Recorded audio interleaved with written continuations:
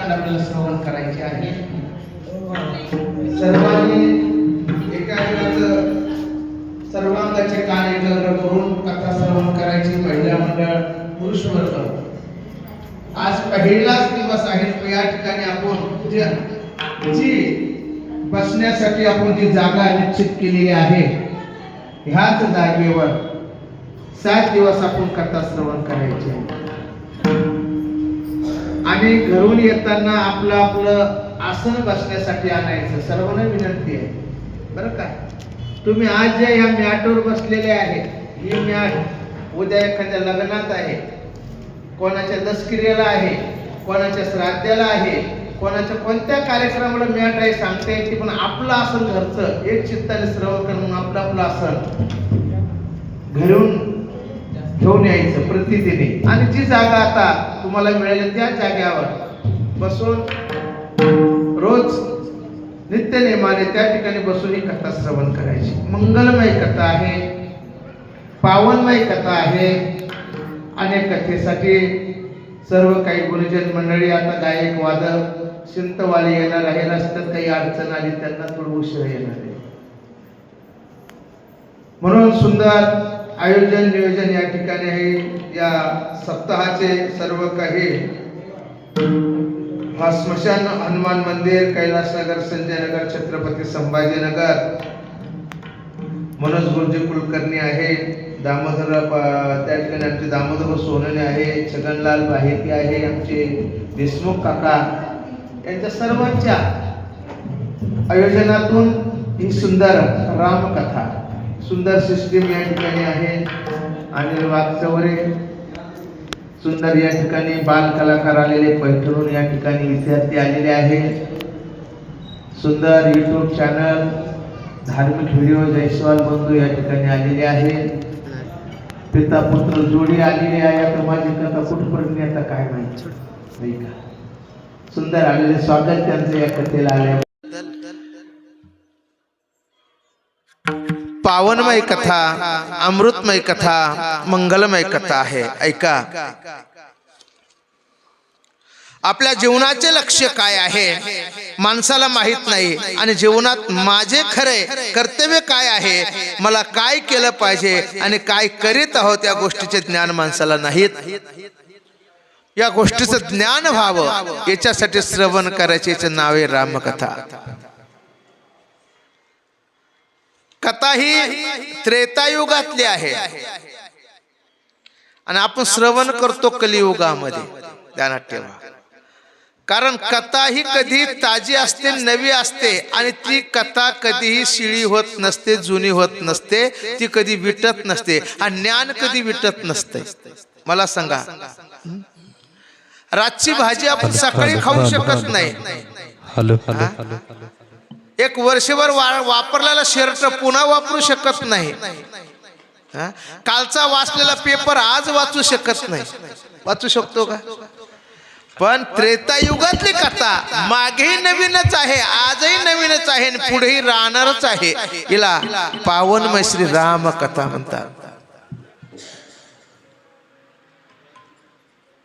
म्हणून जीवनाचं काय ध्येय आहे, आपल्या जीवनाचं खरं ध्येय काय असन तर आपलं जीवन राममय बनावं, राम स्वरूप व्हावं, याच्यासाठी ऐकायची ही रामकथा.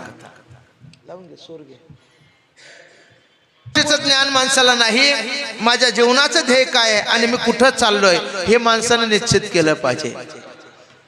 कलियुगामध्ये प्रपंचामध्ये संसार करत असताना आपलं ध्येय माणसाच्या लक्षात आलं पाहिजे. आणि आपलं ध्येय काय आहे, आपण श्रवण काय करायला पाहिजे आणि आपण काय श्रवण करतोय. कलियुगामध्ये कथेशिवाय, भजनाशिवाय, पूजनाशिवाय मनुष्याला गत्यंतर नाही, हे करावंच लागतंय. म्हणून कथा श्रवण करायची असन तर सर्वांगाचे कान एकरूप करायचे. म्हणून 7 दिवस आपल्याला कथा श्रवण करायची, 7 दिवस 7 कांडाचा आपल्याला विचार करायचा आहे. परमात्मा आपल्या ध्येयापर्यंत जाण्यासाठी वंशवृद्धी करणे हे खरे मनुष्याची मानवी जीवनाची ध्येय आहे. पण पशु देखील अशी त्या ठिकाणी करतात. बाबांनो, काय ध्येय आपलं आहे, काय ध्येय आहे? मनुष्याला कथा श्रवण करण्याचं ज्ञान आहे, मनुष्याला बोलण्याचं ज्ञान आहे, मनुष्याला चालण्याचं ज्ञान आहे. पण कथा श्रवण करण्याचं हे जे ज्ञान इतर योनीमध्ये नाही, मनुष्य देहालाच आहे. ध्यानात ठेवा.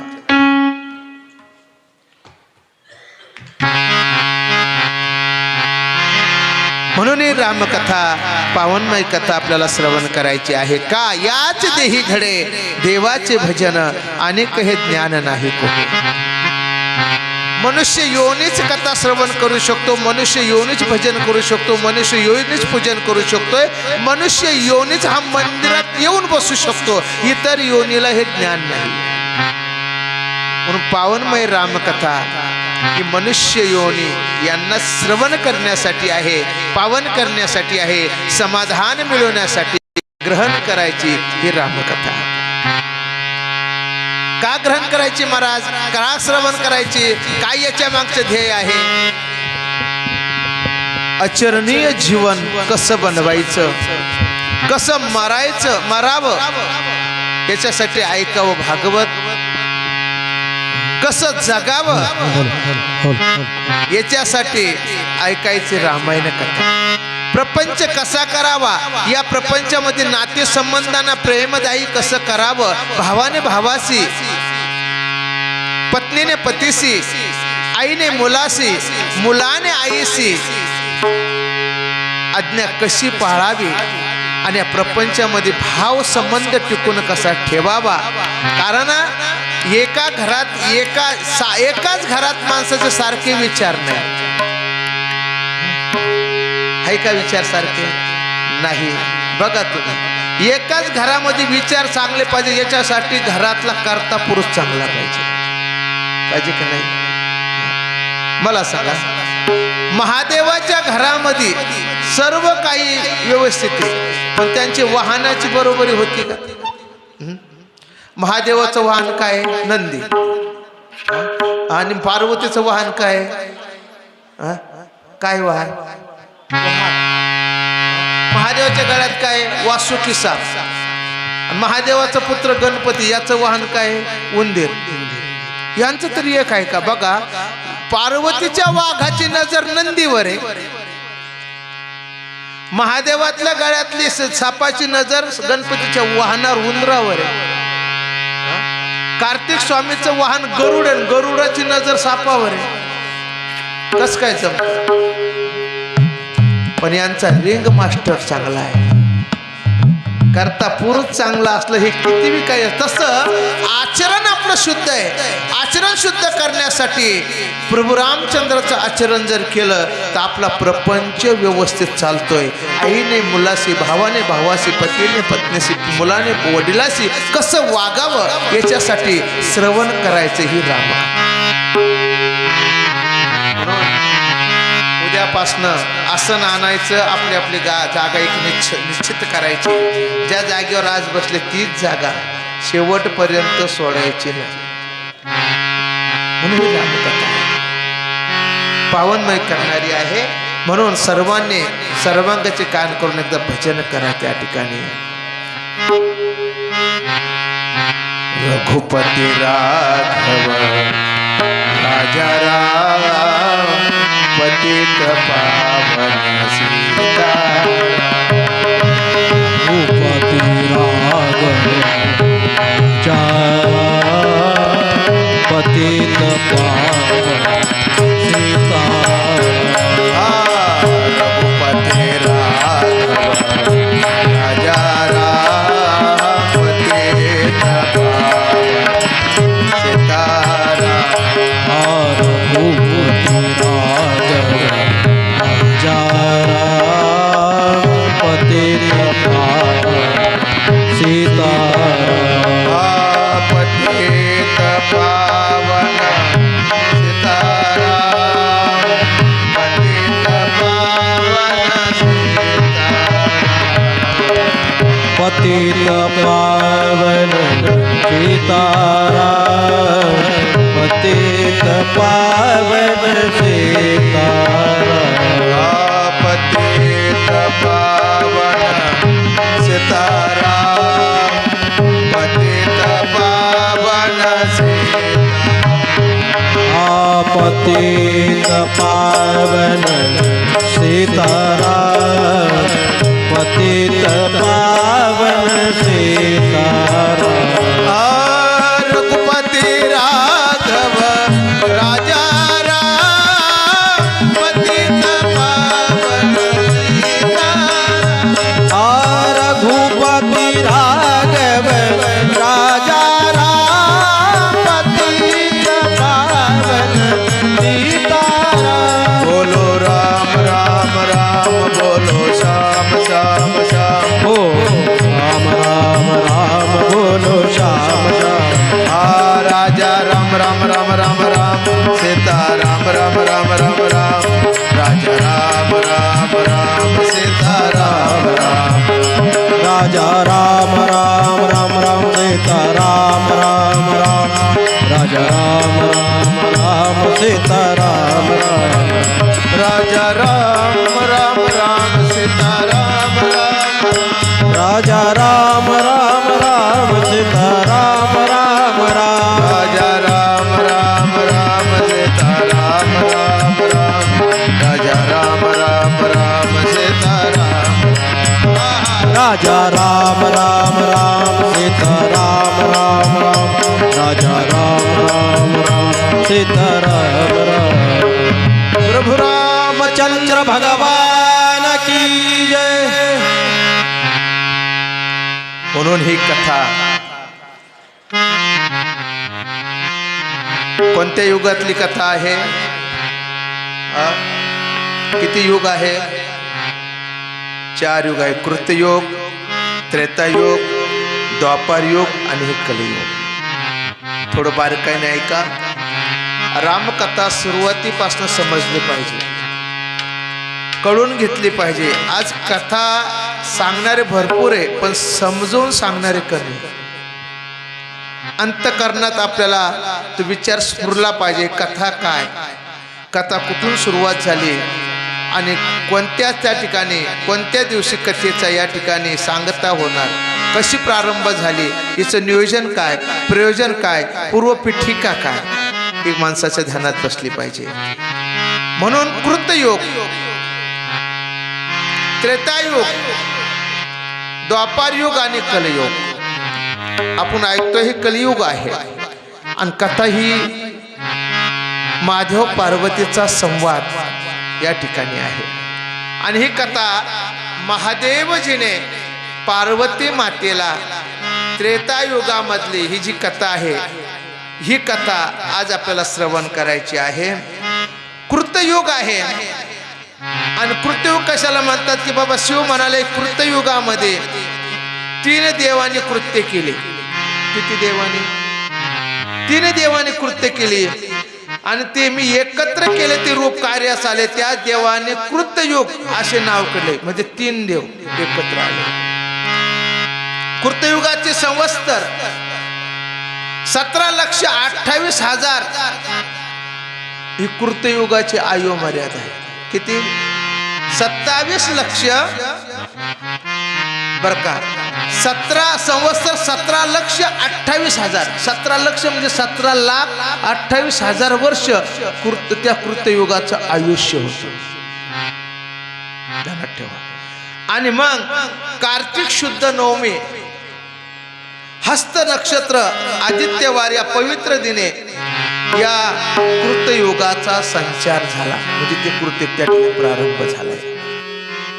आणि मग ब्रह्मयापासून त्या ठिकाणी वैद्य वैश्य असुर राक्षस झाले, राजवंशही झाले. आणि आदिपुरुष माया त्यांची मरीची, कश्यप, पुलस्ती हे पुत्र, पुलस्तीचा पुत्र विसरावा, त्याचा पुत्र राक्षस रावण आणि कुंभकर्णाचं विभीषण रावणाचे 2 बंधू. म्हणजे बघा, रामचंद्र प्रभू जन्माला येण्याच्या अगोदर रावणाचा जन्म झालेला आहे. ना? कश्यप आणि पुलस्ती हे 2 पुत्र. आणि पुलस्तीचा पुत्र विसरावा म्हणजे त्याचा पुत्र, म्हणजे विसरावा म्हणजे हे ब्रह्मदेवाचा वंश.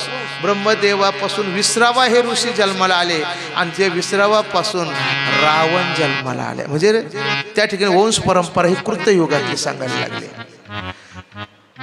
आणि मग राक्षस रावण, कुंभकर्ण, विभीषण रावणाचे 2 पुत्र. रावणाचे 2 पुत्र महाबलिष्ठ, इंद्रजित विख्यात आकाव हे अगोदर कृतयुगातले बरं काही कथा ध्यानात ठेवा. आणि मग हे कृतयुगातले या ठिकाणी झालेलं आहे. पण रामचंद्र प्रभूची ही चरित्र, ही कथा जी ही त्रेतायुगातली. किती युगातली? त्रेतायुगातली. मग महाराज तुम्ही म्हणणार हे कृतयुग आम्हाला कळालं कोणत्या दिवशी? कार्तिकेच्या दिवशी याचा संचार झाला, जन्माला आलेला आहे. मग त्रेतायुगातलं काय आहे? आपण तर त्रेतायुगातली कथा श्रवण करतोय.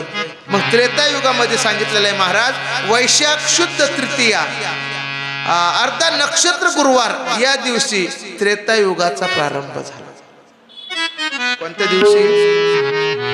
वैशाख शुद्ध तृतीया आद्रा नक्षत्र गुरुवार या दिवशी त्रेतायुगाचा प्रारंभ. याच वर्षाची संख्या म्हणजे त्रेतायुगातली आयु जर किती बघितली, 12,96,000 त्रेतायुगाचं आयुष्य.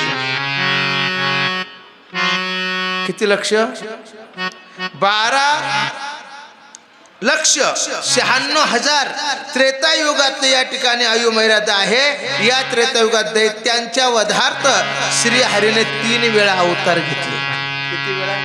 3 वेळा अवतार घेतले. पहिला अवतार वामन, दुसरा अवतार परशुराम आणि तिसरा अवतार दाशरथी श्रीराम. याला त्रेतायुग म्हटलेलं आहे. या युगात 35 राजे झाले. 35 राजे म्हणजे प्रभू रामचंद्राची वंशावळ सांगितलेली आहे.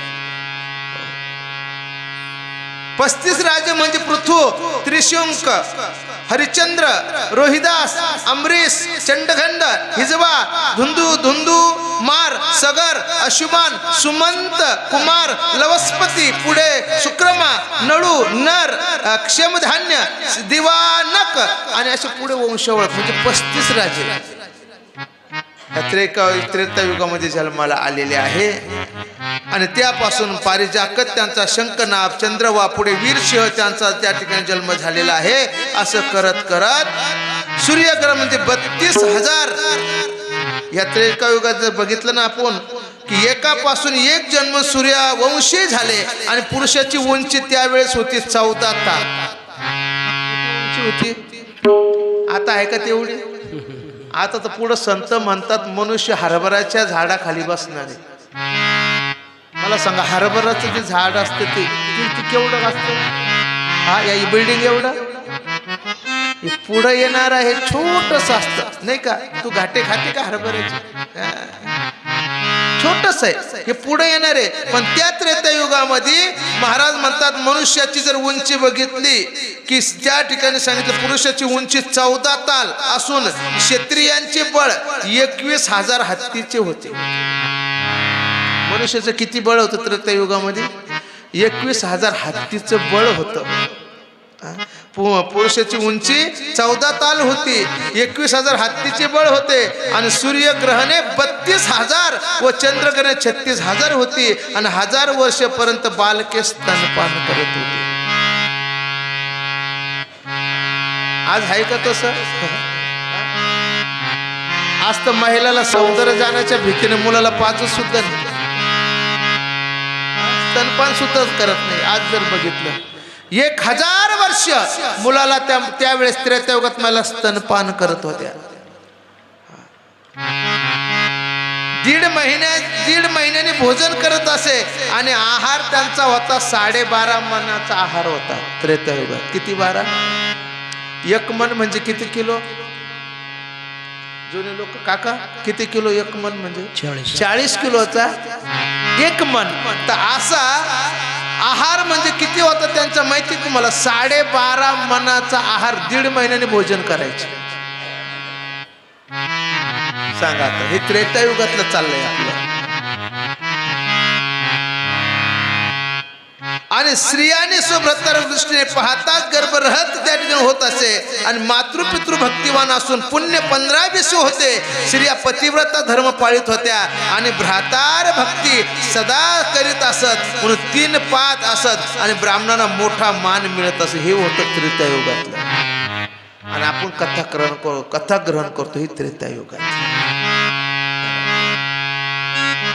म्हणून या त्रेतायुगामध्ये हे प्रश्न पार्वतीचे होते. पार्वती प्रश्न करायला लागले आणि महादेवजी प्रश्नाचं उत्तर द्यायला लागले. त्रेतायुगातली ही कथा आहे. सर्व क्षत्रिय मारल्यावर पुढे वंशोक्ती कशी झाली? पार्वती माता बोलायला लागला. शिव म्हणाले, परशुरामाने क्षत्रियाचा वध केलाय, करताच त्यांच्या गर्भवती स्त्रियाने पलायन केले आणि गर्भछेदन म्हणून त्या हिंग जळजा देवी शरण गेल्या आणि हात जोडून प्रार्थना करू लागल्या. जगज्जननी भक्त सगळे निर्वाणी आदी मायाने जग भवानी असं तिने हे या ठिकाणी प्रारंभ केलाय. म्हणून हे त्रेतायुगातला त्या ठिकाणी आरंभ आहे. त्रेतायुग संपलं, त्या ठिकाणचे राजे सांगितले, कृतयुगातले सांगितले, त्रेतायुगातले सांगितले, पुढे लागलं द्वापार युग. द्वापार युगामध्ये शिव पार्वतीला त्या ठिकाणी म्हणाले, देवी आता द्वापार युगाची स्थिती, तेथे अवतार किती झाले? राजाची नावे. आणि आदिशक्ती कृष्ण पक्ष मास अमावस्या सोमवार या दिवशी द्वापार युगाचा प्रारंभ झाला. कोणत्या दिवशी? अमावस्या सोमवार होता आणि या दिवशी द्वापार युगाचे प्रमाण 8,64,000 अशी वर्षाची संख्या होती. मला सांगा, मी अगोदर बोलून गेलो त्रेतायुगातलं आयुष्य सांगितलं, कृतयुगाचं आयुष्य सांगितलं आणि आता हे द्वापार युग आहे आणि द्वापार युगातलं आयुष्य किती आहे? 8,64,000 द्वापार युगाचं आयुष्य आहे. कलियुगातलं तेवढं आयुष्य आहे का? मला सांगा, कृतयुगामध्ये मी त्या युगाची आयुष्य सांगितली, पण कृतयुगामध्ये एका माणसाला जगण्यासाठी आयुष्य 1,00,000 वर्षाचं होतं. किती लाख? 1,00,000 वर्षाचं. कृतयुग संपलं, 1,00,000 एक शून्य कमी झालं, खाली किती राहिले? 10,000 वर्ष त्रेतायुगातल्या लोकांचं आयुष्य होतं. त्रेतायुग संपलं आणि 10,000 एक शून्य कमी झालं, खाली किती राहिले? 1,000. 1,000 वर्षाचं आयुष्य द्वापार युगातल्या लोकांना भोगायला होतं. द्वापार युग संपलं आणि कलियुग लागलंय आणि कलियुगात त्या 1,000 एक शून्य कमी झाले, खाली किती राहिले? 100 वर्ष. आता देवाला विनंती, देवा 100 वरलं शून्य कमी करू नको. 100 वरलं शून्य कमी झालं तर काय राहील खाली? मग 10 वर्षात काय होईन आपलं? खेळणं होईन, बागडणं होईन का, जन्म होईन का, लग्न होईन का, मुलं होईन का, नोकरी लागन, काय करू आपण 10 वर्षात? काही होत नाही. देवा 100च आहे, पण 100च वर्ष राहू दे, पण याच्या पुढे आता कमी करू नको. आणि या 100 वर्षामध्ये आम्हाला, या 100 वर्षामध्ये देहाचं तादात्म्य कळावं, देहाचं त्या ठिकाणी तादात्म्य कळण्यात भगवंताचं महत्त्व कळावं. म्हणून भगवंताचं महत्त्व कळण्यासाठी या देहाने श्रवण करायचे, त्याची श्रवण करायचं काय, या देहालाच करता येते, म्हणून श्रवण करावी ही रामकथा. याच्यासाठी ही रामकथा आहे. त्रेतायुगातली ही कथा आहे, सर्वांनी श्रवण करायची आहे. म्हणून प्रभू रामचंद्राचे आपण कथा श्रवण करत आहे. या कथेसाठी सांगितलेलं आहे की बाबांनो, महादेव पार्वतीचा हा संवाद आहे. आणि महादेव पार्वतीचा संवाद आहे म्हणून पार्वती माता प्रश्न करते, भगवंत कुठे आहे, भगवंताचं स्थान कुठे आहे. त्यावेळेस महादेवजी बरोबर सर्वमय ईश्वर, ईश्वर सर्व ठिकाणी आहे.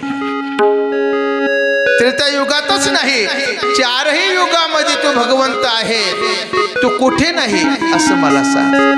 सर्व घटी राम देह देई एक, सर्व घटी राम देह देई एक, सर्व घटी राम देह देई एक, सर्व घटी राम देह देई एक, सर्व घटी राम देह देई एक, सर्व घटी राम देह देई एक, सर्व घटी राम देह देई एक, सर्व घटी राम देह देई एक.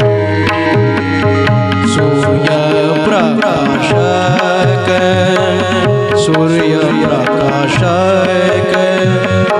सहस्र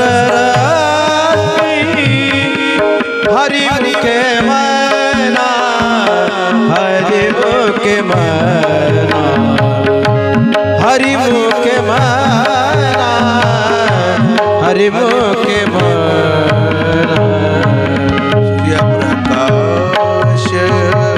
सूर्य प्रकाश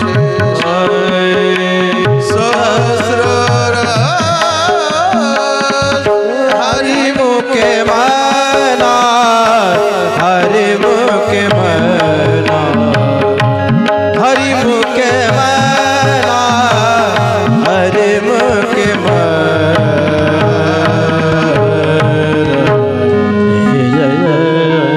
सर्वमय ईश्वर आहे.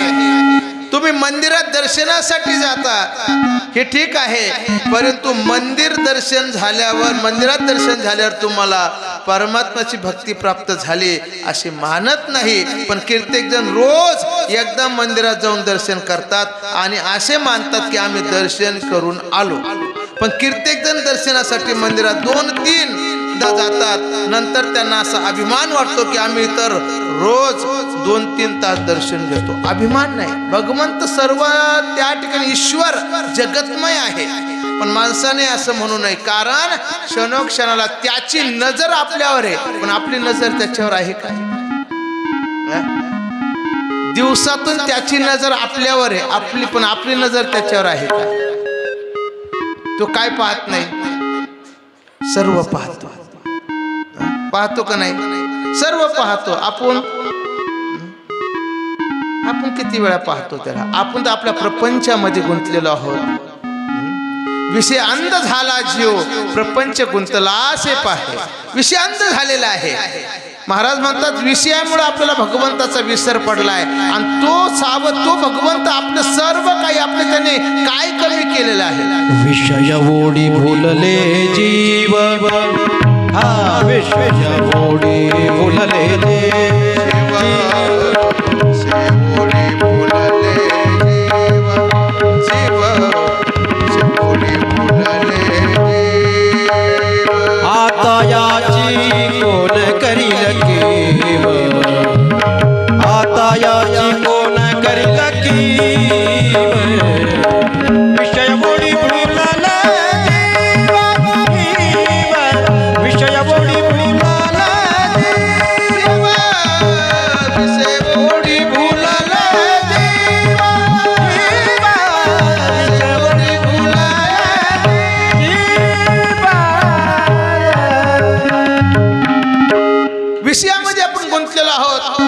विषयातून चित्त करण्यासाठी, विषयातून या ठिकाणी विरक्ती मिळवण्यासाठी माणसाने प्रभू रामचंद्राचं चरित्र ग्रहण करायचं. ध्यानात ठेवा. किती विषय भगवंत विषयात रमलेला आहे. आम्हाला सगळा भगवंतापासून विषय आहे का भगवंतच विषय? जीवाचा विषय भगवंत असावा का आपला विषय प्रपंच असावा? काय बरं? जीवाचा विषय भगवंत असावा का जीवाचा विषय प्रपंच असावा? संतांचं तसं एक विषय तो त्यांचा झाला नारायण, नावले जनधन माता पिता. संतांचा विषय भगवंत झालेला होता, मोक्षापर्यंत पोहोचले. पण अजून तुमची आणि आमची मोक्षाची गाठ भेट नाही का? आपलं कुठंतरी काहीतरी चुकलेलं आहे. म्हणून राममय देह बनण्यासाठी रामचंद्र प्रभूची सेवा व्हावी, ही सेवा करावी. कशी करावी? रामचंद्र प्रभूची सेवा सांगितलेली आहे. भगवंताला चंदन आणि फूल अर्पण केल्याने काही भक्ती पूर्ण होत नाही, तर भक्ती एक प्रक्रिया मात्र आहे. आणि भक्ती तेव्हाच होते जेव्हा सर्वांमध्ये भक्तिभाव जागृत होतो. भक्ती होती केव्हा होते? सर्वांमध्ये भक्तिभाव जागृत व्हायला पाहिजे. कबीरदास महाराजने आपल्या मुलाला सांगितलंय, कमलाला, कमला जा देवासाठी फुलं तोडून आण पूजेसाठी. कमल पूजेसाठी गेला, फुलं तोडण्यासाठी गेला. पण सकाळ सकाळ होती आणि त्या फुलावर पाण्याचं दव पडलेलं होतं. दव कळतो ना तुम्हाला? दव. कमल फुलं तोडण्यासाठी गेला, हातावर दव पडले आणि फुल न तोडता माघारी आला. कबीरदास, कमला, अरे देवाच्या पूजेसाठी फुलं लागतात, का नाही आणले? काय सांगाव बाबा, फुलं तोडायला गेलो तर ते रडायला लागले आणि त्यांचे अश्रू माझ्या हातावर पडले. मग फुलं तोडायला लागलं की मग त्यांना दुःख होणार नाही का? मग देवाची पूजा कशी करावी? देवाची पूजा अशी करावी. सर्वात मध्ये महाराज म्हणतात, सर्वात त्या ठिकाणी सांगतात, विष्णुमय जग वैष्णवांचा धर्म, भेदा भेद ब्रह्म अमंगळ, जे ते दृष्टी दिसे ते ते हरी रूप, पूजा ध्यान तप त्याशी नाही. सगळ्या दृष्टीने आपल्याला भगवंत दिसायला पाहिजे. म्हणून महाराज म्हणतात, सर्वांमध्ये आहे मी जे काही करतो ते सारे मारे ईश्वर पाहतो. अशा भावनेने जो अनुभव घेतो त्याला कधी पाप लागणार नाही. त्याचा प्रत्येक व्यवहार भक्तिमय होईल आणि हाच अत्यंत शुद्ध व्यवहार आणि हीच खरी भक्ती आहे. ज्या व्यवहारात दंभ आहे, अभिमान आहे, कपट आहे, तो व्यवहार शुद्ध नाही. आणि ज्याचा व्यवहार शुद्ध नाही त्याला भक्तीमध्ये आनंद मिळत नाही. म्हणून मनुष्य भक्ती करतो पण त्याचा व्यवहार शुद्ध नसतो. म्हणून या ठिकाणी सांगितलेले प्रभू रामचंद्राची सेवा ही सांगितलेली आहे. प्रभू रामचंद्राने जिकडे तिकडे त्या ठिकाणी मातृपितृ सेवा ही केलेली आहे. आणि त्या ठिकाणी सर्व व्यवहार करा. व्यवहार करत असताना असं करा की महाराज असा व्यवहार करा जेणेकरून तो व्यवहार परमार्थ झाला पाहिजे. काय झाला पाहिजे? परमार्थ झाला. परमार्थासाठी व्यवहार आहे की व्यवहारासाठी परमार्थ आहे? सांगा. परमार्थासाठी व्यवहार आहे का व्यवहारासाठी परमार्थ आहे? आता कलियुगामध्ये व्यवहारासाठी परमार्थ झाला. परमार्थ व्यवहार होत नाही, परमार्थासाठी व्यवहार झाला. बघा तुम्ही आज जा, तुम्ही कुठेही जा, महाराज तुमचं कीर्तन सेवा पाहिजे, काय मानधन? ज्या 40,000, ज्या 50,000. हा काय झाला? व्यवहार झाला.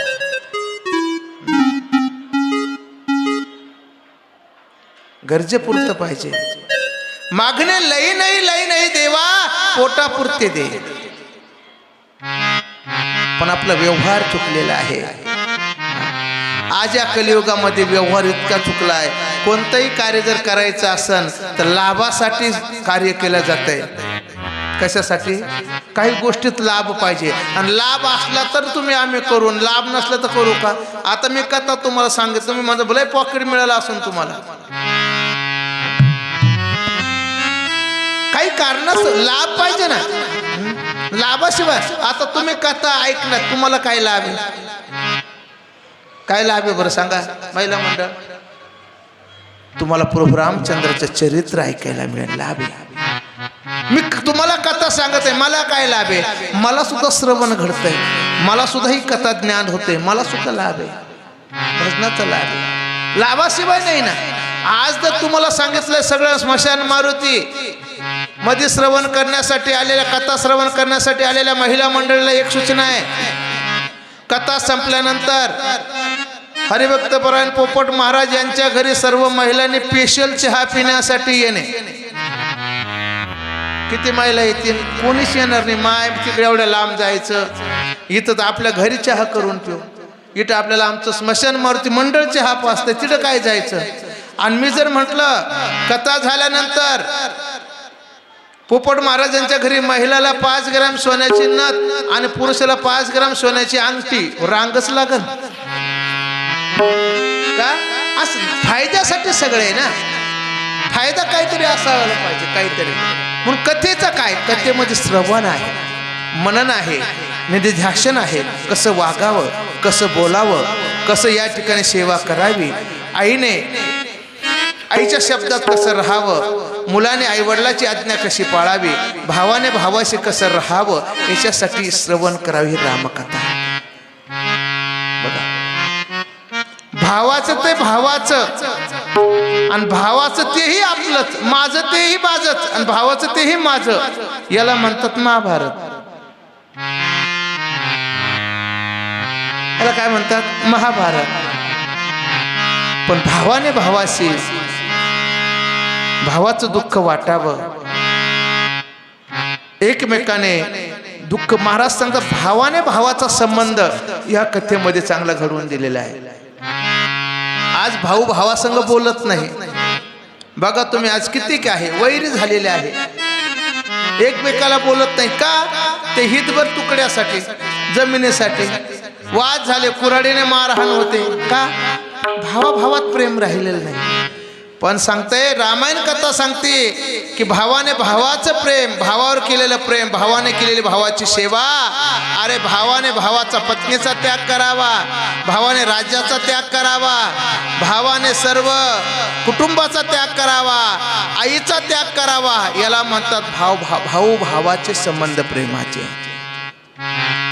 म्हणून आज कलियुगामध्ये राहिलेलं नाहीये. बघा तुम्ही, घर में साला, गोठे में हेला, खेत में नाला, उसका कभी न हो भला.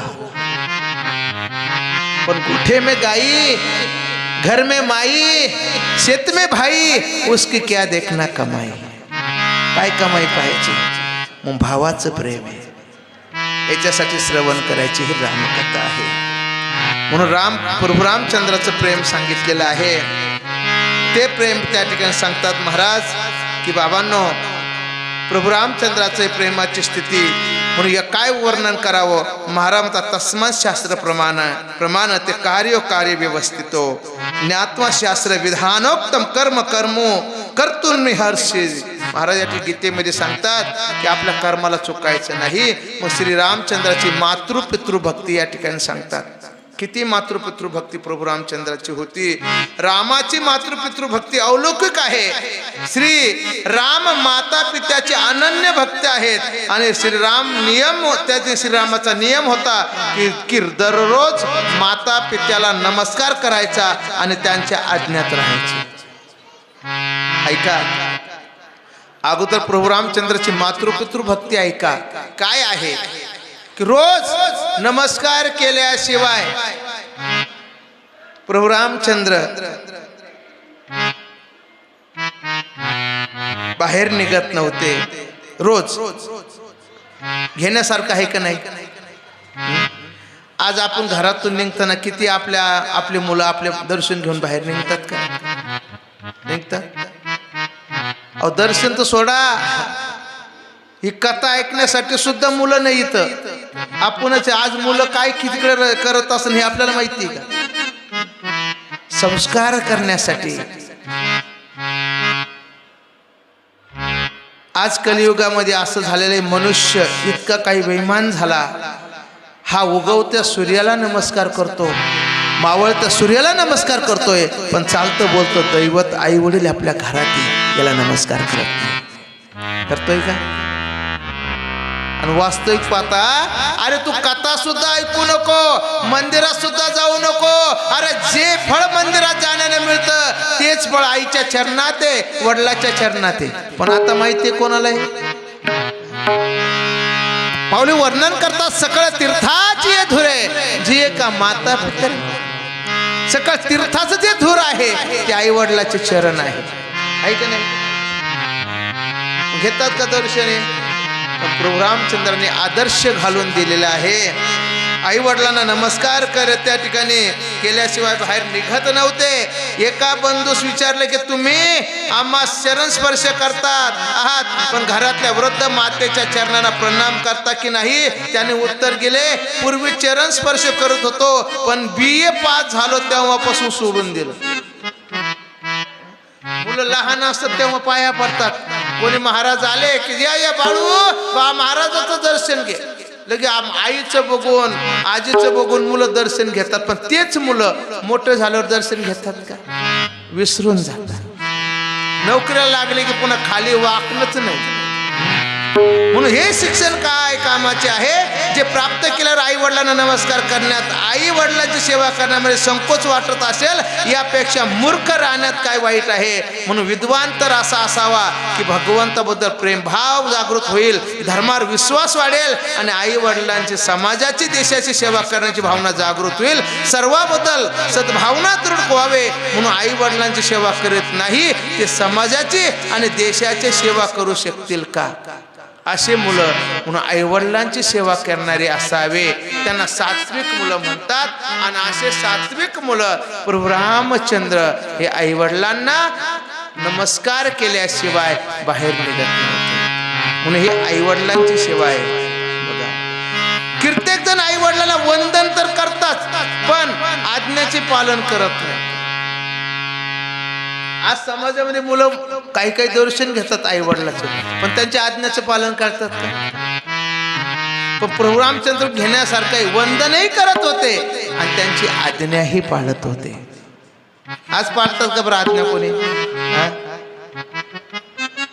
म्हणून नमस्काराला काही अर्थ नाही, पण वंदन करण्याचा अर्थ असा आहे की तुमच्या अधीन आहे, माझे हात आणि मस्तक तुम्हाला समर्पित करत आहे आणि तुमच्या इच्छानुसार मी काम जे करीत आहे, जे आज्ञेत राहीन आणि तुमचा सेवक राहीन, याला म्हणतात नमस्कार. खाली वाकून आता तर दुरूनच असंच करतात, जस की असं खाली वाकाचा बी काही त्या ठिकाणी हिशोब नाही. म्हणून माता पित्याच्या आज्ञेचे पालन करा. तुम्हाला सुखी व्हायचं असेल तर आई वडिलांची सेवा करा. शास्त्रामध्ये असे लिहून ठेवलेले आहे की ज्याने आई वडील जिवंत नाहीत अथवा सोबत राहत नाही, 24 तासामध्ये एकदा आईचे स्मरण करा. ज्यांना आई वडील नाही ना, त्याने स्मरण करावं, त्यांना नमस्कार करावा आणि आपल्या आई वडिलांची सेवा करावी. बघा, दिवसातून स्मरण करावं. आणि ज्यांना आई वडील आहे त्याने दिवसातून घरातून बाहेर निघताना त्यांचं दर्शन घ्यावं. प्रभू रामचंद्राचा आदर्श घेण्यासारखा आहे. मातृदेव भव, पितृदेव भव, आचार्य देव भव, अतिथी देव भव. मग सांगा, पहिला नमस्कार कोणाला आहे? कोणाला आहे? आईला आहे. दुसरा नमस्कार माता, पहिला. दुसरा पिता. पिता 2 नंबरला घातला का? कारण काही काही पिता असत्या, पिता नाही कळालं. श्रवण करण्यासाठी महाराज 5Gचं कार्ड लागतं. कधी कोणता शब्द आहे का? माता श्रेष्ठ आहे. माता, मातृदेव, मग पितृदेव, मग त्या ठिकाणी आचार्य देव भव आणि मग अतिथी देव भव. लावत चला पाठीमागं. म्हणून प्रभू रामचंद्राची मातृभक्ती, पितृभक्ती एकनिष्ठ होती. म्हणून महाराज म्हणतात, कोण हे आई वडील? संतांना कळाले, देवांना कळाले, पण अजून माणसाला कळालेले नाही. कळाले का? आमचे तुकोबरा सांगतात आई वडील कोण आहे? कोण आहे? तुम्ही हो माता पिता, तुम्ही हो बंधू सखा, तुम्ही हो माता पिता, तुम्ही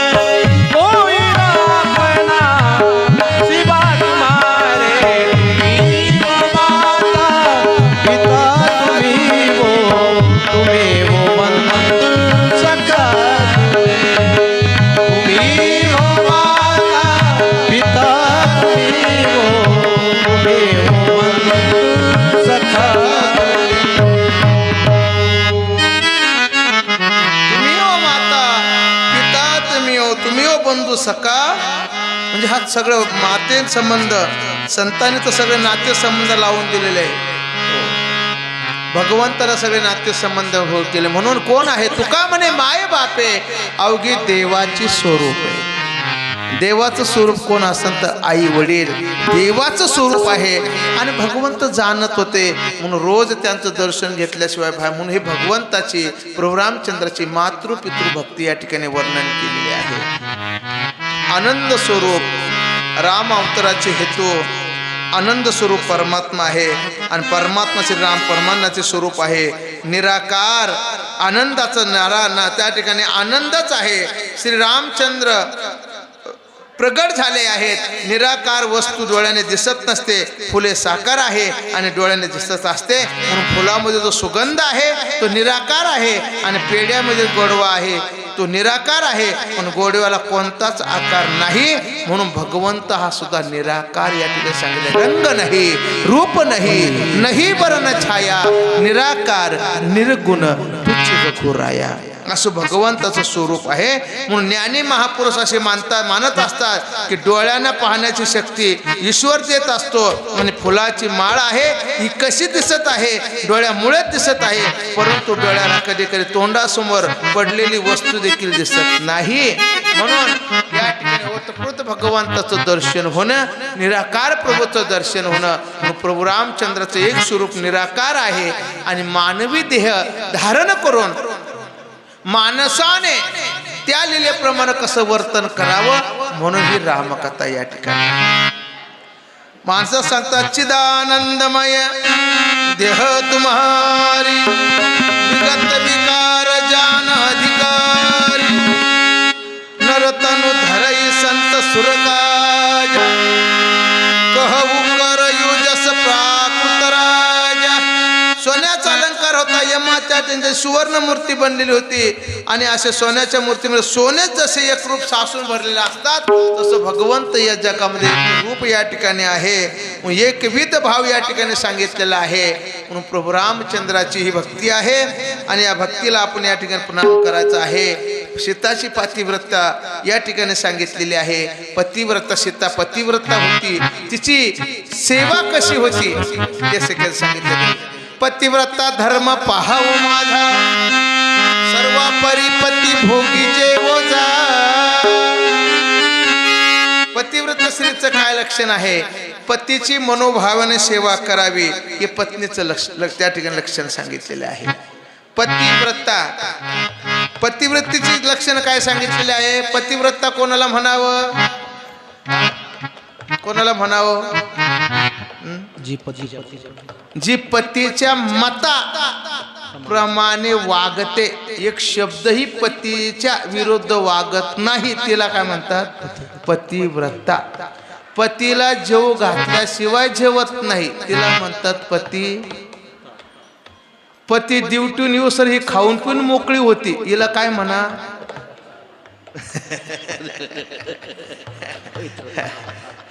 म्हणून सीता माता ही पतिव्रता होत्या. पत्नीचं लक्षण सांगितलेलं आहे. तुम्हाला प्रश्न करतो, समाजशास्त्राचा जर विचार केला, आज विचार जर केला समाजशास्त्राचा, परिवाराचा, कौटुंबिक विचाराचा विचार केला की मला सांगा,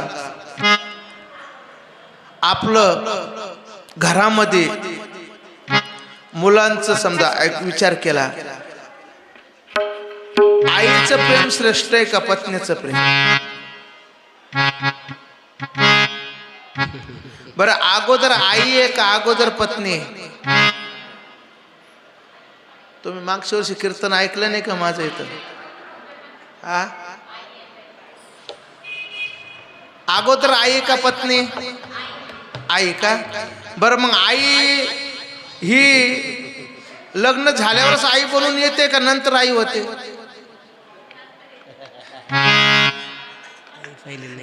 अगोदर बाई नंतर आई. अगोदर पत्नी होते आणि मग मूल जन्माला येते, मग आई पदवी प्राप्त होते. मग अगोदर कोण? याच्यासाठी ऐकायचं असतं. अगोदर कोण आहे? पत्नी आहे. आणि नंतर कोण आहे? आई आहे. ध्यानात ठेवा. हो. मग आता अगोदर पत्नी आहे नंतर आई आहे, ठीक आहे. पण घरामध्ये प्रेम कोणाचं श्रेष्ठ आहे? पत्नीचं प्रेम श्रेष्ठ आहे का आईचं प्रेम श्रेष्ठ आहे? आईचं प्रेम श्रेष्ठ म्हणून आई मुलावर प्रेम करते, परिवारावर प्रेम करते, मान्य आहे. पण मुलगाचा जर देहांत झाला, आई मुलाच्या चितेवर आपलं देह अर्पण करते का? पण एखादा पती जर गेला तर आपली पत्नी सती जात होती. किती पुरावा देऊ तुम्हाला? मग आता कोण श्रेष्ठ आहे खरं सांगा?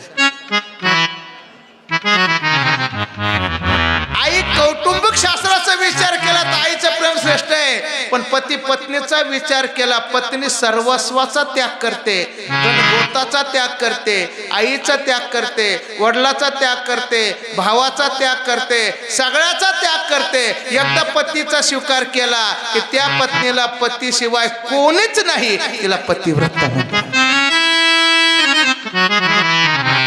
आणि मग ती पत्नी पतीची आईही बनते, पत्नीची बहीणही बनते, पतीची अन्नपूर्णाही होते, दवाखान्यामध्येही जाते. पती जर ऍडमिट असला, सलाईनची बाटल हातात घेऊन बसते. तिकडे आई जात नाही, तिकडे बहीण जात नाही, तिकडे कोणी नातेवाईक येत नाही. पती सर्वस्व अंगाने पतीला सर्वस्व अर्पण करून देते आणि मनोभावे तिची सेवा करते. तिला म्हणतात पतिव्रता. जनकासारखा बाप आहे, श्रीमंत राजा दशरथासारखा सासरा आहे, पण आपल्या पतीला जे दुःख आहे ते दुःख मी भोगणार, सगळ्यांचा त्याग केला. तिला म्हणतात सीता माता, ती पतिव्रता. माझ्या पतीचं जे दुःख मी वाटून घेणार. तिला देवा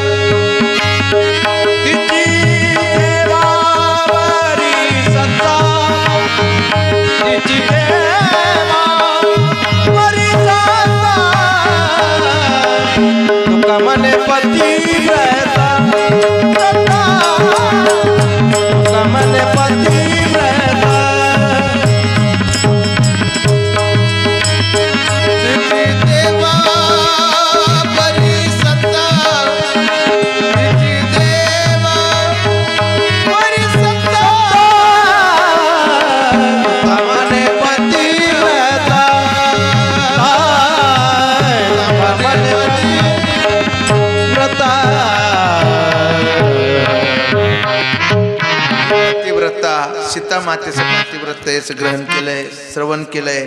प्रभू रामचंद्र मातृपितृ भक्ती कशी असावी आपण केलंय. आता या ठिकाणी आपल्याला बघायचंय शिवकथा. एकदा असा योगायोग झाला की परमात्मा प्रभू श्रीरामाची दिव्य लीला पाहून भगवान शंकरांना थोडा शुद्ध मोह झाला नाही, परंतु सतीच्या मनामध्ये विकल्प निर्माण झाला. कोणाची कथा ही? झोपली नाही ना, जागी आहे ना, ऐका. कोणाची कथा बघू लागलो आपण? महादेवाची कथा. आणि कथा आजची नाहीये, त्रेतायुगापासून चालू आहे. महादेवाने रामचंद्र प्रभूचं नाव घ्यायचं, रामचंद्र प्रभूने महादेवाची स्तुत्य करायची. कारण हे महादेव प्रभू रामचंद्र वेगळे नाहीये, वेगळे देव आहे का? आणि आपण वेगळे मानायला लागलो. आज तर असं झालेलं महादेवाला थंडी वाजून आली, थंडीतही थंडी आहे. महादेव कोरडा नाहीच आहे का? आपण गरम पाणी घेतो, देवाला गरम आणतो का?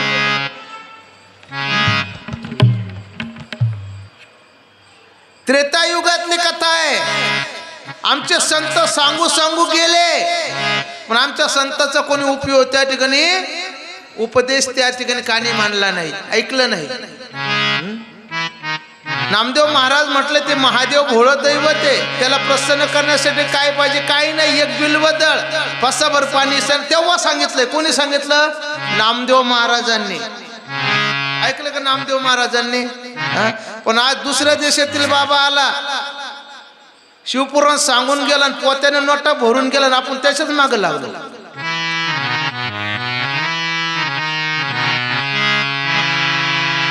एक लोटा जेल आणि सारे समस्या कहा. अरे देवाकडे अंतकरण शुद्ध न जा, अंतकरणात वासना घेऊन जाऊ नका, दुःख घेऊन जाऊ नका. शुद्ध भक्ती करा, अंतकरण शुद्ध न करा, तो पावल्याशिवाय राहणार नाही. आणि आपण जर आपलं सगळं संसार दुःख घेऊन त्याच्याकडे गेलो, कोणाचे पूर्ण कर? भावे गावे गीत गीत, भावे गावे गीत, भावे गावे गीत,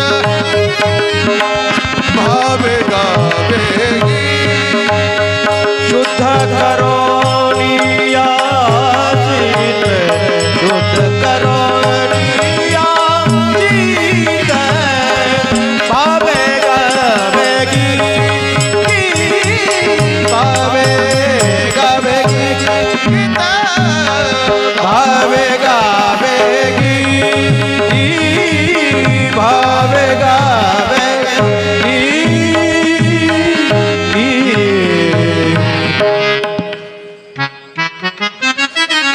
प्रभू रामचंद्राचं शिवजी ध्यान करत होते.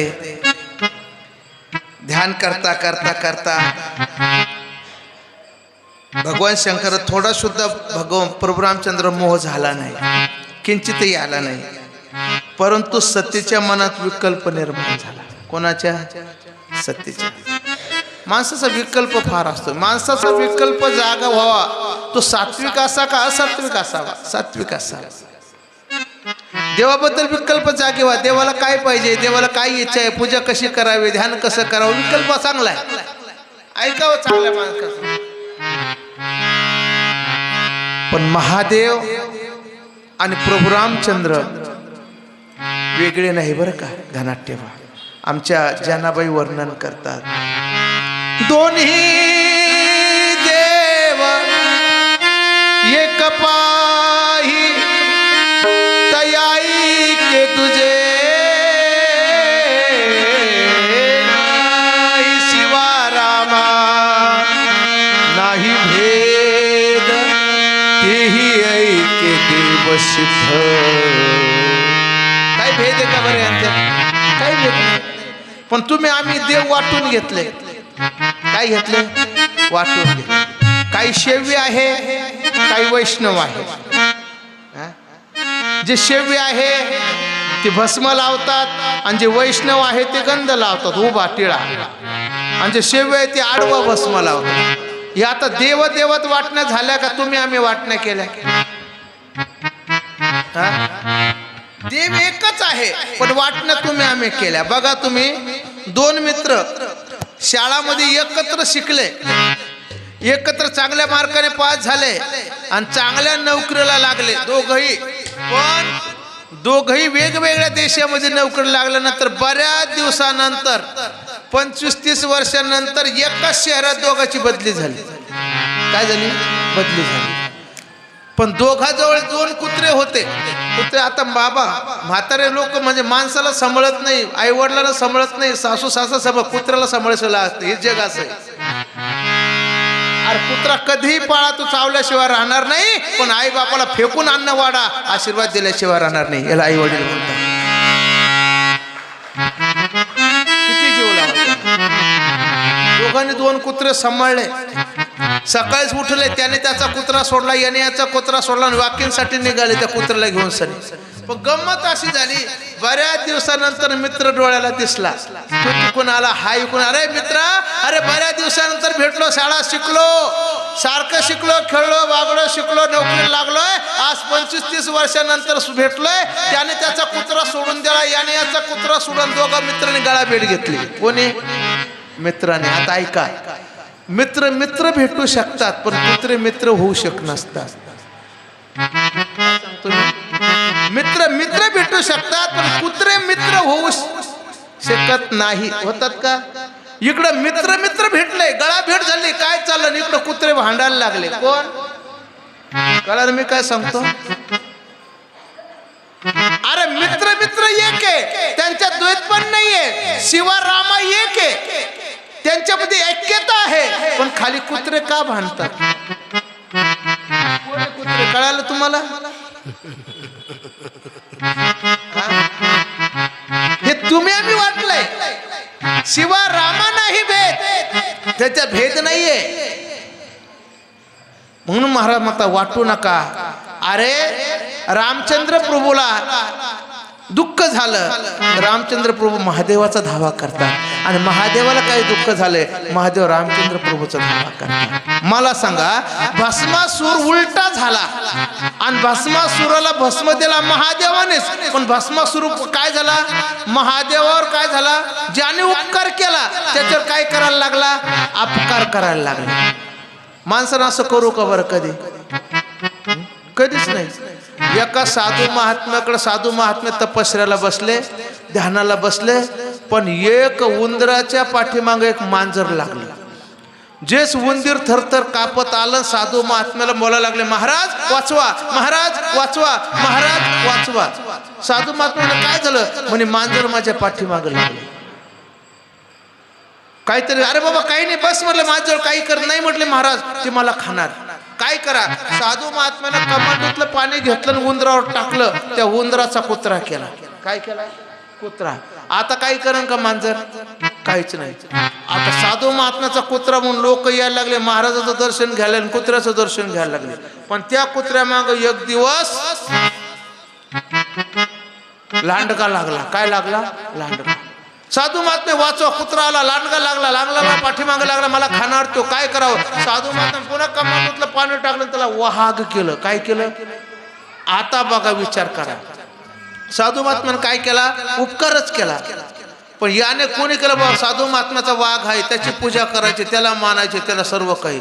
पण एक दिवस तो वाघ साधू महात्म्याकडे आला आणि साधू महात्म्याकडेच तो असं पंजा करून पाहायला लागला, डोळे वाटून. साधू महात्मा काय झालं? काही नाही महाराज, आज लय भूक लागली. अरे जाणं बाहेर कुठेतरी खाना. नाही म्हटले, तुमच्यासारखं देह कुठं मिळणार नाही, ताजे तवान तुमचा देह. असं वाटतं तुम्हालाच खावं वाटतंय. साधू महात्म्याला उलटलंय. आता काय करावं? अरे बाबा शांत बस, न तर मला उंदराचा वाहक करता येतो पण वाघाचा उंदीर सुद्धा करता येतोय. शांत बस. कशाला? माझे दात सळसळ करायला लागले. म्हटले आता तुम्हालाच खावं वाटतंय. साधू महात्म्यानं पुन्हा कमांडोतलं पाणी घेतलं, पुन्हा टाकलं, तर पुन्हा उंदीर झाला. मांजर तिथंच बसेल होतं. जसं मांजरानं उंदराला पकडलं आणि पारले तोडून खायला लागलाय, ते उंदीर म्हटलं तू काय खात होती मला, पण मला माझ्यावर ज्याने उपकार केला मी त्याच्यावर उलटलो, म्हणून त्याने मला उंदीर केला, म्हणून मला खातू, मला खाते म्हटले. म्हणून माणसाने ज्याने उपकार केला त्याच्यावर अपकार करू नये. भस्मासुराला वर दिला, पण भस्मासूर उलटून गेले. महादेवाला म्हणले आता तुमच्या डोक्यावर हात ठेवा वाटतो, तुम्हालाच भस्म का. महादेव पळायला लागले आणि पळता पळता महादेवाने रामचंद्र प्रभूचं श्रीकृष्ण परमात्म्याचं ध्यान केलंय. हे देवा, भस्मासूर उलटला, आता तुम्ही तरी काहीतरी करा. आणि मग महादेवानं काय केलं, मोहिनीचं रूप धारण केलंय आणि मग भस्मासुराला जागेवर थांबवलंय आणि मोहिनीला ठार केलं. कसं केलं, मोहिनी रूप धारण केलं, स्त्रीचं रूप धारण केलं आणि मी जसं नाचेन तसं तू नाचावं. आता भस्मासूर काय म्हटलं, पळत होता पाठीमाग.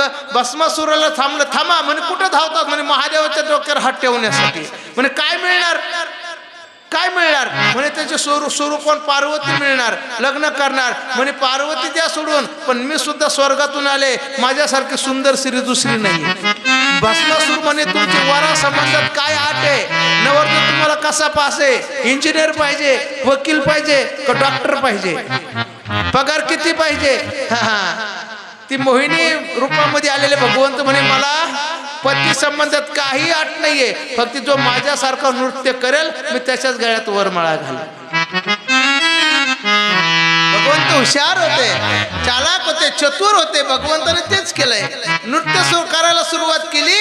बघता बघता भगवंताने हात गुडघ्यावर ठेवले, बघता बघता कमरेवर घेतले, बघता बघता खांद्यावर घेतले आणि तसाच भस्मासूर करायचा. भगवंताने बघता बघता आपले दोन्ही हात आपल्या डोक्यावर ठेवले आणि भस्मासूरने आपले दोन्ही हात त्याच्या डोक्यावर ठेवले. भस्मासूर भस्म झाला. मोहिनीच्या संगे भस्मासूर मेला, वाली हा मुकला प्राण रामबा. भस्म झालाय. तसं महादेवाने कोणाचा धावा केला, विष्णू परमात्म्याचा केला का नाही.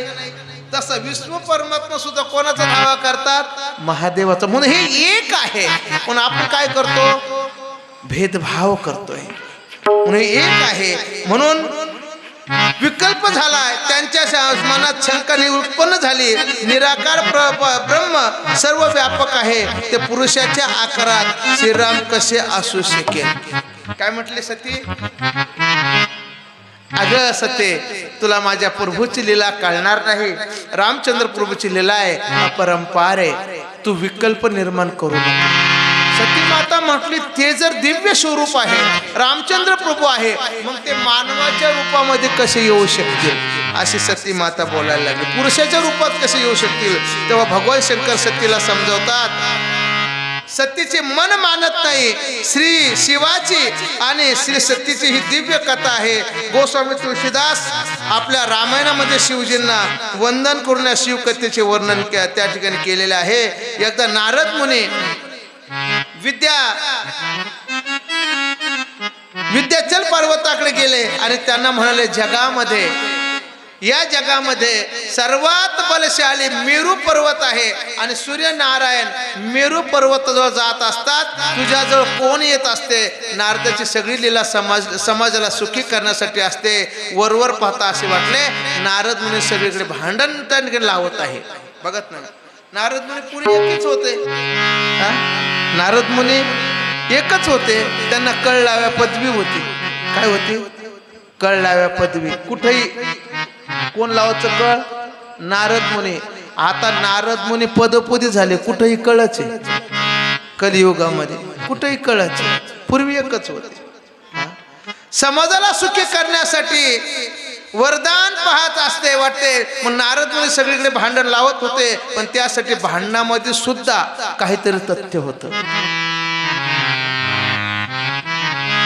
आमचे नाथ महाराज वर्णन करतात ना, त्याने भांडण लावलं पण तो भांडणात शिरला का. चौतोंड्याचा नाऱ्या शहाणा तो भलतेचे खेळ खेळणार. गंगा गौरी दोन्ही भांडवी आपण निराळा राहिला रे. ऐक खेळिया तुझवा सांगताशे जाणून खेळ खेळे रे. ऐक खेळिया तुझवा सांगताशे जाणून खेळ खेळे. चौतोंड्याचा नाऱ्या शहाणा तो भलतेच खेळ खेळला. गंगा गौरीचं भांडण लावले पण तो भांडणात नाही राहिला, वेगळा राहिला. याला म्हणतात उसात जायचं 65 लागू द्यायचं. असं नारद मग त्या ठिकाणी होते. म्हणून विद्याचल वाढू लागले. इतका उंच त्या सूर्यनारायणापासून मिळणारा प्रकाश जगाचा एक भाग मिळत झाले. म्हणून त्या ठिकाणी सांगतात, नारद मुनीची कथा सांगितली. जीव जेव्हा त्या ठिकाणी काशीतील गंगेच्या काठ सोडून देईल त्यावेळेला नारद मुनीची कथा आहे. अगस्त्य मुनी काशी विश्वेश्वर दर्शनात गेले आणि मग श्रीरामचंद्र प्रभूची त्या ठिकाणी कथा सांगायला लागली. बघा तुम्ही, मुनिजन आज येतील, उद्या येतील, परवा येतील अशाने विंध्याचल बिचारा पडूनच राहिलेला आहे. म्हणून त्या ठिकाणी सांगितलेले शिव पार्वतीची कथा आहे. अगं तू शंका धरू नको, मानव रूपात कशी आहे. आता अगोदरची कथा आहे बरं का. अगोदरची म्हणजे अगोदर शिव पार्वतीला कथा सांगतात, पूर्ण रामायण कथा, आणि मग नंतर आपल्याला गोस्वामी तुळशीदास पूर्ण चरित्र वर्णन करून त्या ठिकाणी सांगतात. ही अगोदरची कथा आहे, मंगलमय कथा आहे. आणि मग त्या सतीने विचार केला ना तर मनात विकल्प जागी झाला आहे. आणि प्रभू रामचंद्र त्या ठिकाणी महादेवाने डोळे मिटले आणि महादेवाने प्रभू रामचंद्राचा धावा म्हणजे नामचिंतन सुरू केलं. ते नामचिंतन श्रीराम जय राम जय जय राम, श्रीराम जय राम जय जय राम, श्रीराम जय राम जय राम, श्रीराम जय राम जय जय राम, श्रीराम जय राम जय जय राम, श्रीराम जय राम जय जय राम, श्रीराम जय राम जय जय राम, श्रीराम जय राम जय जय राम, श्रीराम जय जय जय राम, श्रीराम जय राम जय जय राम. भजन करी महादेव देव, भजन करी महादेव देव, भजन करी महादेव.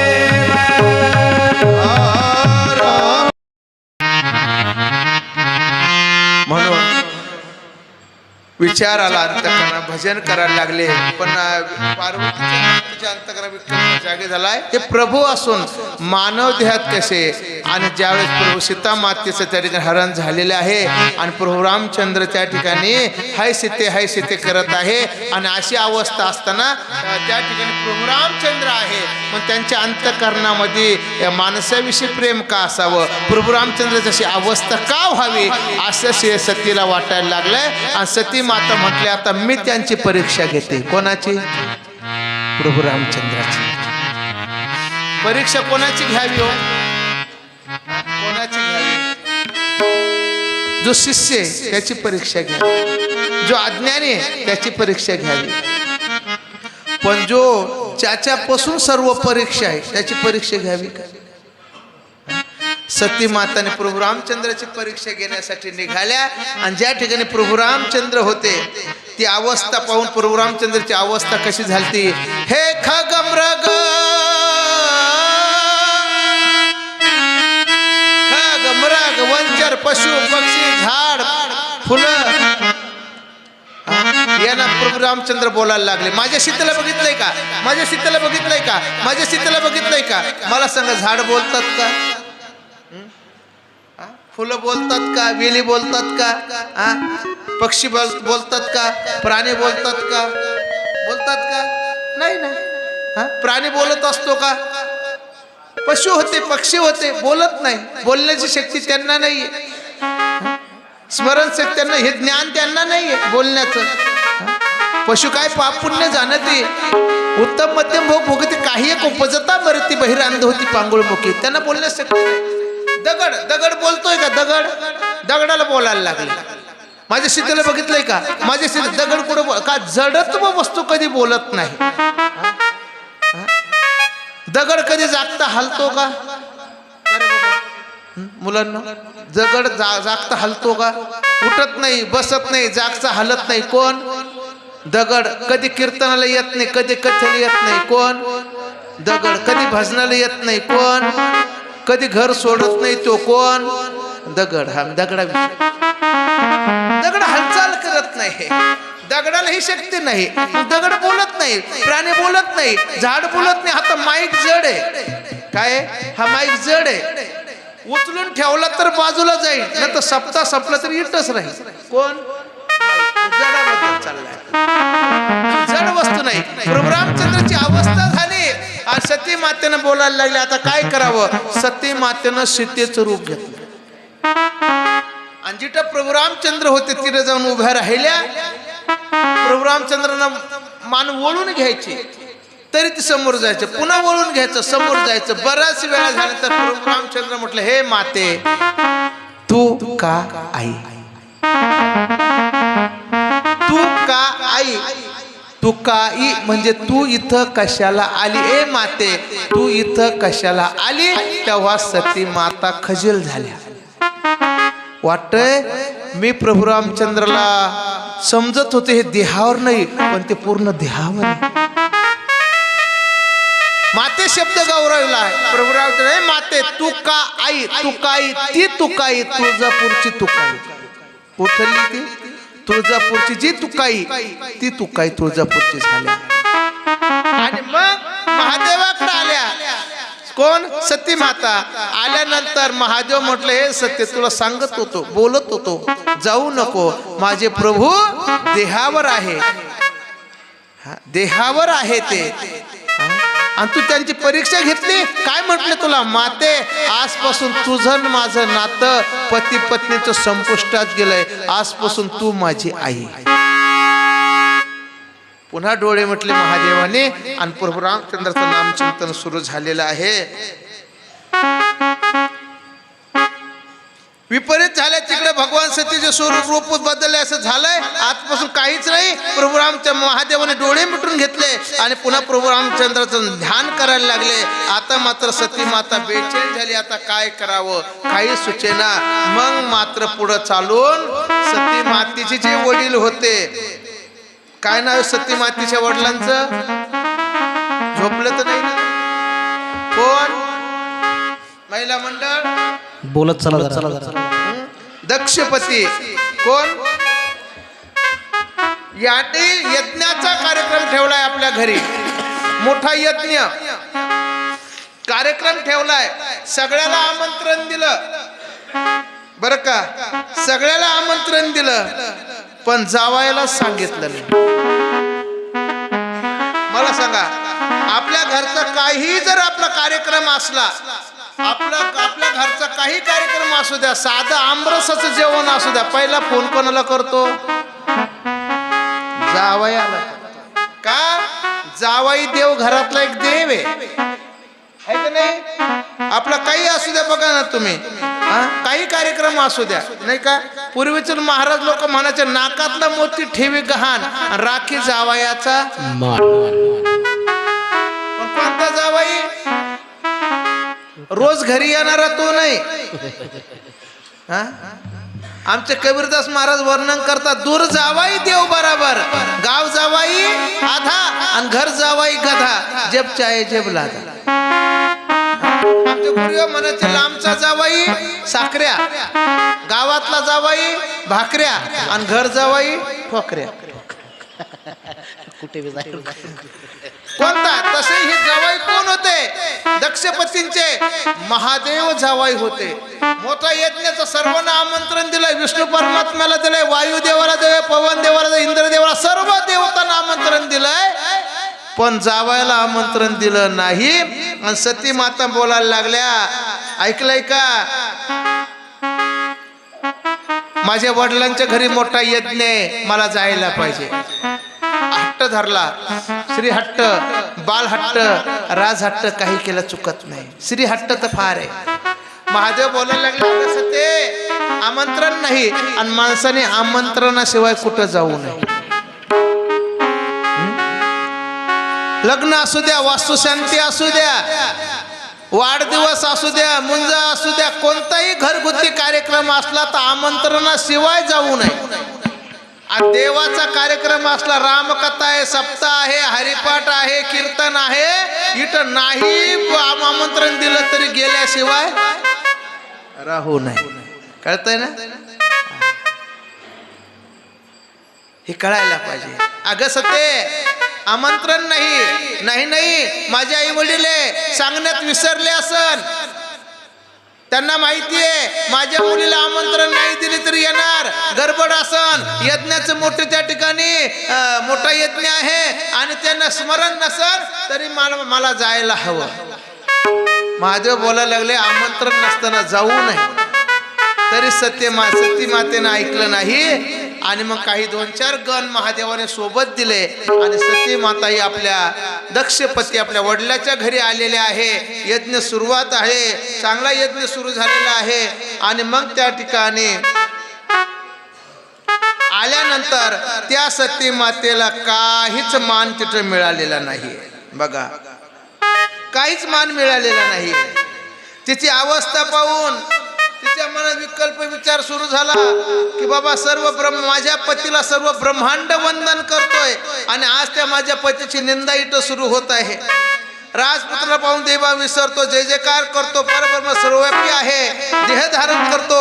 आणि त्या ठिकाणी आज माझ्या पतीला सर्व नमस्कार करतात आणि या ठिकाणी आज माझी विवस्थाना या ठिकाणी होत आहे. सतीने काय त्या ठिकाणी आज केलेलं, आता काय करावं मनामध्ये विकल्प सुरू झालाय. वडिलांनी त्याकडे लक्ष देईना, आईची नजर त्या ठिकाणी जाईना. मग त्या ठिकाणी सती मातेने ही वाणी ऐकून घेतली. त्या ठिकाणी पश्चाताप झालाय, काळ घालू लागली. आणि मग असे त्या ठिकाणी यज्ञाची वार्ता, यज्ञ मोठा आरंभ सुरू झाला. आणि शिवाने बोलवून नाही, दक्षाच्या मनात विकिलमिस असल्यामुळे जाण्यासाठी विरोध केला, तरी सती मातेने ऐकलं नाही. सोबत देऊन तिची रवानगी केली. तिचे शिवाच्या सांगण्याची तिला प्रचिती आली. आणि यज्ञामध्ये सर्वांच्या देखत आई वडिलांना बोलून सुद्धा आणि सती मातेला राग आला, क्रोध आला. मला आमंत्रण नसताना आले, माझे पती सांगत होते, मी त्यांना न ऐकता या ठिकाणी आले, आता काय करावं. सती मातेचा राग अनावर झालाय. आणि बघता बघता सती मातेने आपला देह त्या आज्ञेला समर्पित करून दिलेला आहे. गणाने रक्तपुरी जयमान मांडले, महर्षी भृगू सर्व रक्षण केले. वार्ता शंकराला कळाली आणि वीरभद्राला पाठवले. त्याने जाऊन यज्ञाचा विध्वस्त केला. आणि ऋषी मुनी देवता ग्रह दक्ष यांना काय शिक्षा केली जग प्रसिद्ध आहे. म्हणून या ठिकाणी शिव पार्वती विवाह पुढची कथा या ठिकाणी होणार आहे. म्हणून या ठिकाणी सती मातेचा देह घेऊन सनी भगवंत सगळ्यांना धूतांना पाठवलं, यज्ञाचा उद्ध्वस्त केला. आणि सती मातेला देह घेऊन आले, महादेव आले, जळता देह उचलला. ज्या ठिकाणी मस्तक धड तीन भाग ज्या ठिकाणी पडले तिथं 3 पीठ झाले. आणि थोडा देहाचा अंग जिथं पडत एक अर्ध पीठ झालं, मग 3.5 पीठ सतीच्या देहाचे ज्या ज्या ठिकाणी भाग पडलेले त्या ठिकाणी 3.5 पीठ झाले. म्हणून दुसरा अवतार त्या सती मातेचा अपूर्ण राहिल्यानंतर, इच्छा अपूर्ण राहिल्यानंतर दुसरा अवतार सती मातेचा त्या ठिकाणी झाला पार्वती या नावाने. पार्वती कुठे झाला? देह त्यागाच्या वेळी सतीचे मय शिवमय झाले होते. त्यामुळे तिला हिमालयाच्या पोटी मुलीचा जन्म मिळाला. तिला पार्वती म्हणू लागले. तिच्या जन्माबरोबर हिमालयाचे वैभव अनेक पटीने वाढले.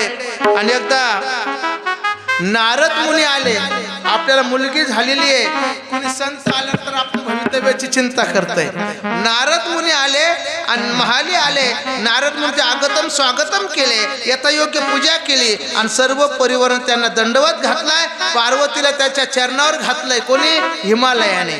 आणि मुनिवर्य माझ्या मुलीचं भविष्य सांगा. नारद गुडपणे स्मित हास्य करून म्हणाले, ही तुझी कन्या जणू सर्व रत्नाची खान आहे, सुशील समजूतदार आहे. हिला उमा, अंबिका, भवानी या नावाने हाक मारत जा. असं सांगितल्यानंतर नारद मुनी सांगितलं, हिमालयाला बरं वाटलं, आनंद वाटला.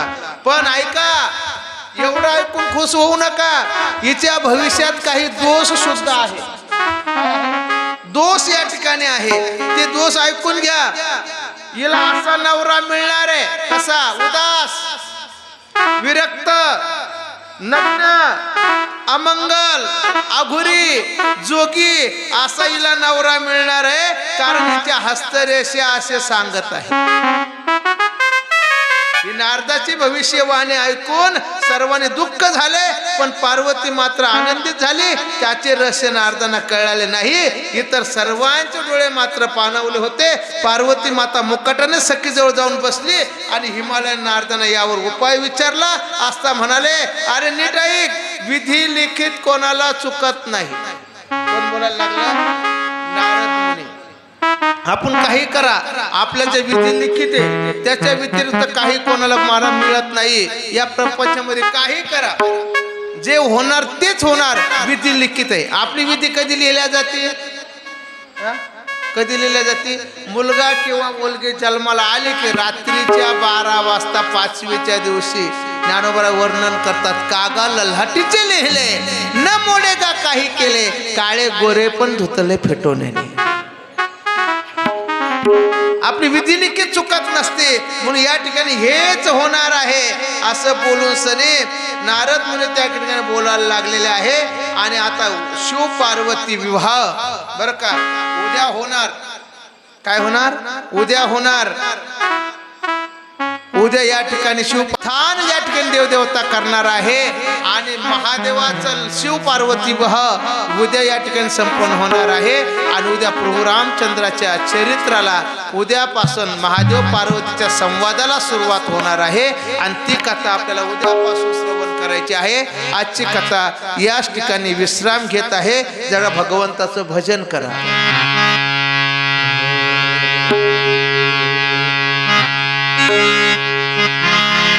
प्रभु जी तुम चंदन हम पाने पाने. प्रभु जी तुम चंदन हम पाने पाने. जाके अंग अंग बासस जाके अंग अंग बासस प्रभु जी तुम चंदन हम पाए. प्रभु जी तुम चंदन हम पाए पाए. तुम चंदन हम पाए. प्रभु जी तुम घनवन हम हो रामो. जैसे चित्र चंद्र चकोरा. जैसे चित्र चंद्र चकोरा. प्रभु जी तुम चंदन हम पाने. प्रभु जी तुम चंदन हम पाने. प्रभु जी तुम मोती हम धागा. जैसे सोने खिलता सुहागा. जैसे सोने खिलता सुहागा. प्रभु जी तुम चंदन हम पाने. प्रभु जी तुम चंदन हम पाने.